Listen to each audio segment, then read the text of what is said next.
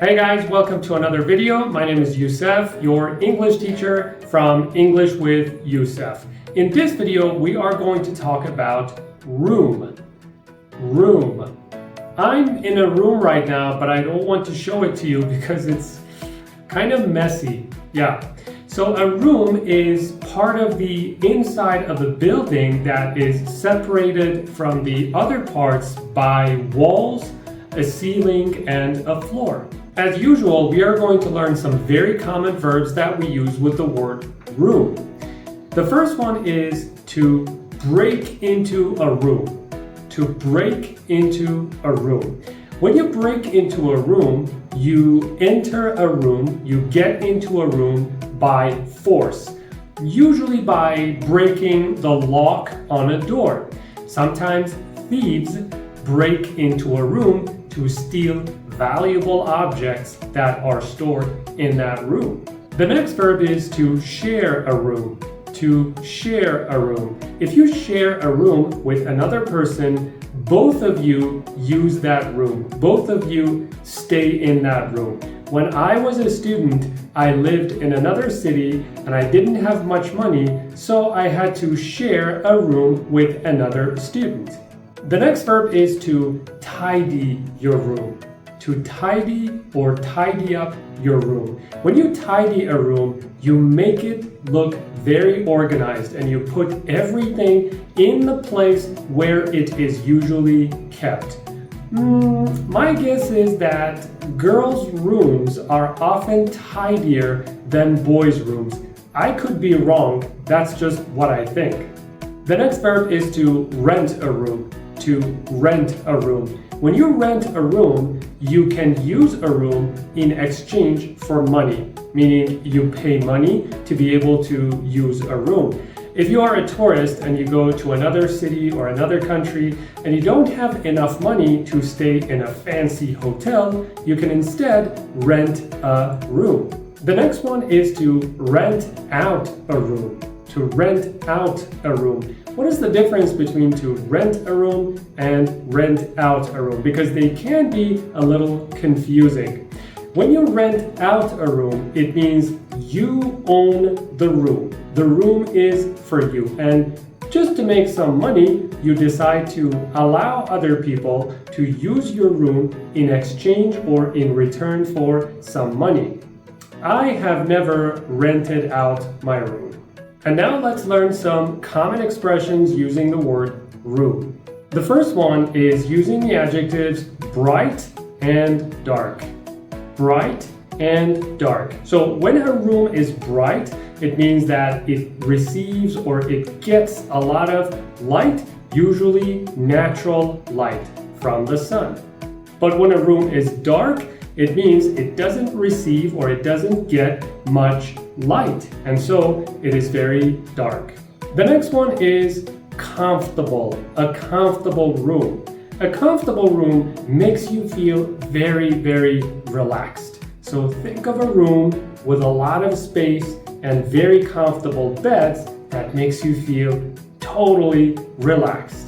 Well, the opposite, as you can guess, is uncomfortable. An uncomfortable room. Earlier, I talked about tidying or organizing a room. We can also use the word tidy as an adjective and use it before the word room. For example, a tidy room means a very organized room. And the opposite is an untidy room. An untidy room. Now let's talk about the size of a room and what types of bed you should expect in a room. The first one is a single room. A single room. So a single room is a room with one bed that is for, you guessed it, one person. A single room. Since I am single, whenever I travel and I stay in a hotel, I always book or reserve a single room because there's just me. But when I travel with a friend, we book or reserve a twin room. A twin room. A twin room is a kind of room that has two separate beds for two people. And the last one is a double room. A double room. A double room is a room that has a bed that is big enough for two people, usually for a couple. Double rooms tend to be more romantic. The next one is a spare room. A spare room. First of all, spare means extra, okay? So if you have a spare room, there is a room in your home that you do not use, or maybe you are not using at the moment, and you usually offer it to a person who has come to stay with you. In my home, there are no spare rooms because I only have 2 rooms and I use both of them. Next is the next room. The next room. The next room refers to a room that is either to your left or to your right. Imagine a corridor in a hotel where you are staying. There is not just one room, and the room you are staying in usually has neighbors to the left and to the right. So you can refer to those neighbors using the phrase the next room to the left and the next room to the right. The next one is about a room that is full of people. Crowded. A crowded room. So the word crowd means a group of people, and when a room is crowded, it means there are many people in that room. The next adjective is locked. Locked. A locked room. So a locked room is a room with a door where the door is closed using a key or some sort of a system, and you are unable, meaning you can't, leave a room or get into the room. And the last one is a waiting room. A waiting room. A waiting room can be found at a station, like a train station, or even a hospital. As you can guess, it's a room where you can wait before you can see a doctor, or before you can get onto your train, or before you can catch a flight. And before I give you the quiz, I want to teach you one more thing, and that's the verb to overlook. Overlook. You can say that a room overlooks a park. It means if you get into that room and if you open the window in the room, you can see a park from that window. So my room overlooks a beautiful park. Are you ready to take a quiz? Let's get started. Number 1. If Anne wants to stay the night, she can stay in the blank room. The answer is in the spare room. Remember, spare means extra, and Anne happens to be my guest. And if she decides to stay the night, meaning spend the night in my home, she can stay in the spare or in the extra room that I'm not using right now. Number 2. My sister's room is always tidy, but my room is always... So because we have the word but between these two sentences, it means the ideas in the sentences are opposites. So when my sister's room is tidy, my room is obviously untidy. So tidy, untidy. And number 3. Hello, I would like to book a room that blank the sea.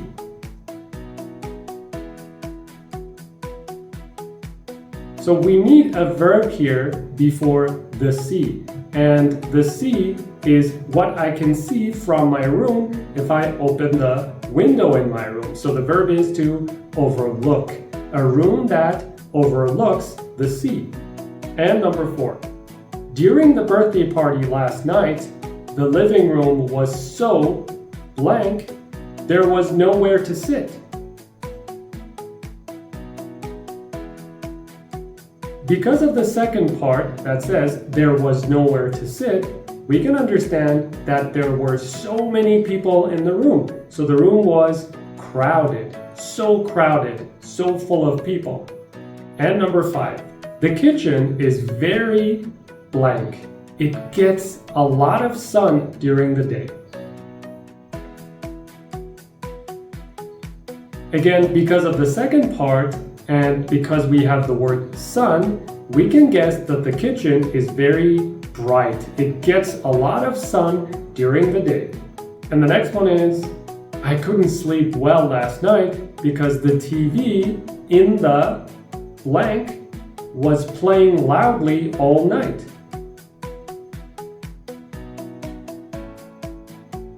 The answer is the next room. The TV in the next room was playing loudly all night. Thank you guys for watching. That was everything for this lesson. Don't forget to subscribe and like the video and hit the bell button so that you will be notified the next time I give out a video. Have a good day and don't forget to keep practicing.